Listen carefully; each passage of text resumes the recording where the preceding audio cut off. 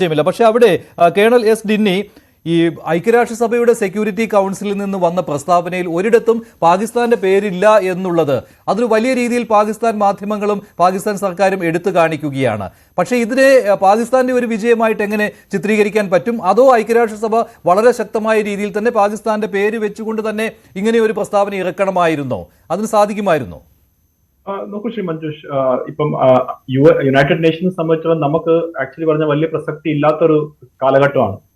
കാരണം ഇപ്പൊ United Nations ഏതൊരു റെസൊല്യൂഷൻ പാസ്സാക്കിയാലും അത് ആരും ഫോളോ ചെയ്യാതെയോ അല്ലെങ്കിൽ ആരെങ്കിലും അതിനകത്തൊരു ബൈൻഡിങ് ആയിട്ട് കാണാറില്ല.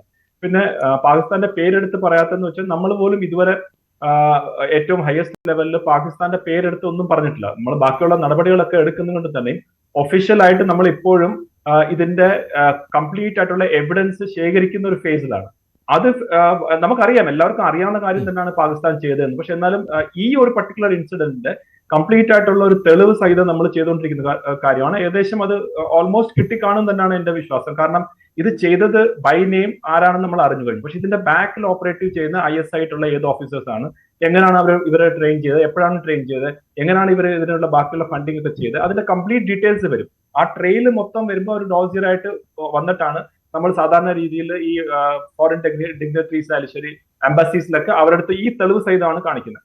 അത് കഴിഞ്ഞാൽ എനിക്കൊന്ന് ഡിപ്ലോമാറ്റിക് ലെവലിൽ പാകിസ്ഥാന്റെ അഗേൻസ്റ്റ് ആയിട്ടുള്ള ഒരു ഇത് വരും. അപ്പം എനിക്ക് തോന്നുന്നു ഇതിനകത്ത് അത്ര വലിയ നമ്മളൊരു പാകിസ്ഥാന്റെ പേരെടുത്ത് പറഞ്ഞില്ല എന്ന് വെച്ചാൽ നമുക്ക് അത്ര. അതുപോലെ തന്നെ പാകിസ്ഥാൻ അന്വേഷണത്തിന് തയ്യാറാണ്. നിഷ്പക്ഷ ഏജൻസിയെ അങ്ങനെ ഒരു അന്വേഷണം ഏൽപ്പിക്കുന്നതിൽ തെറ്റില്ല, അതിനെ അനുകൂലിക്കുമെന്ന് പാകിസ്ഥാൻ പ്രധാനമന്ത്രി പറഞ്ഞതിനെ ഇന്ത്യയിൽ നിന്ന് പോസിറ്റീവായിട്ടല്ല കാണുന്നത് എന്ന രീതിയിലുള്ള പ്രചാരണങ്ങളും വരികയാണ്. അങ്ങനെ ഒരു നിഷ്പക്ഷ ഏജൻസി അന്വേഷണം എന്ന പാകിസ്ഥാന്റെ വാഗ്ദാനം വിശ്വസിക്കേണ്ടതില്ലല്ലോ. അബ്സല്യൂട്ട്ലി. അത് അവരുടെ ഒരു തന്ത്രമാണ്. ഇത് ആദ്യമായിട്ടല്ല അവർ ചെയ്യുന്നത്, ഇത് അവസാനമായിട്ടായിരിക്കത്തില്ല അവർ ചെയ്യുന്നത്. കാരണം അവര് ഇപ്പം പഠാൻകോട്ട് നടന്നു, അപ്പോഴും പറഞ്ഞു നമ്മൾ ഒരുമിച്ച് ചെയ്യാം. പഠാൻകോട്ടിന് അവർ അവിടെ വരെയും ചെയ്തു. പക്ഷെ ഇതിന്റെ ഒരു സൈക്കോളജി പറഞ്ഞാൽ ഇത് രണ്ട് കാര്യമാണ്. ഒന്ന്, ഇവർ തുടങ്ങും, അവര് എപ്പോഴും പറയുന്നതാണ് പാകിസ്ഥാനീസ് ആർ ദ ബെസ്റ്റ് ഇനീഷ്യേറ്റേഴ്സ്. അതായത് അവർക്ക് ഇനീഷ്യേറ്റ് ചെയ്യാൻ നല്ല കഴിവും ഇതൊക്കെ ഉണ്ട്.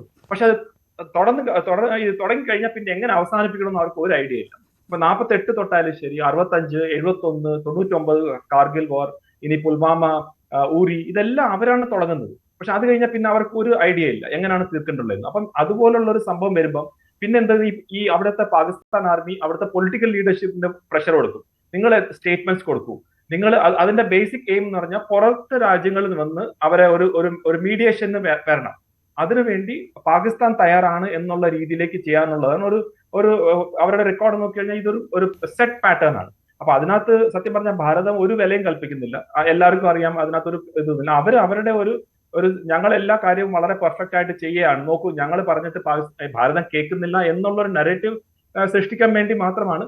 അത് എനിക്ക് തോന്നുന്നില്ല ഭാരതത്തിൽ എന്തെങ്കിലും ഒരു വില പോലും കൊടുക്കാത്ത ഒരു അവസ്ഥയാണ്. കാരണം നമുക്കറിയാം അവരെന്താണ് ചെയ്തതെന്ന്, എന്താണ് ഇത് ഉദ്ദേശിക്കുന്നത് വളരെ വ്യക്തമായിട്ട് അറിയാവുന്നുണ്ട്. അതായത് കഴിഞ്ഞ കാലങ്ങളിൽ എന്തൊക്കെ ചെയ്തിരുന്നു അതേ രീതിയിലുള്ള പ്രചാരണങ്ങളും മറുപടികളും വാചക കസർത്തുകളും മാത്രമാണ് പാകിസ്ഥാന്റെ ഭാഗത്തു നിന്ന് ഉണ്ടാകുന്നത്.